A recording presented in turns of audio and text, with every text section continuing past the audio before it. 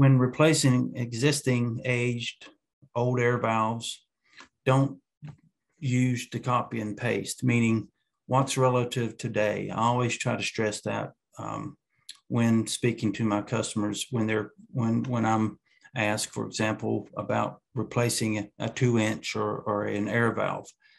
Things change over time from when they were originally implemented. Systems change. So it's worth asking the question and the due diligence to go through much of what we've talked about to make sure that we're reinstalling an appropriate size or type of air valve.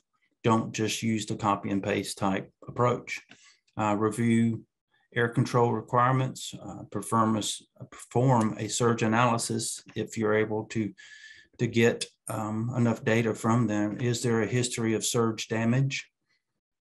Define the required low pressure sealing needs. Consider composite materials. Introduce them to this generation, the next generation of valves, and always ask the manufacturer to submit the airflow data based on actual measurements.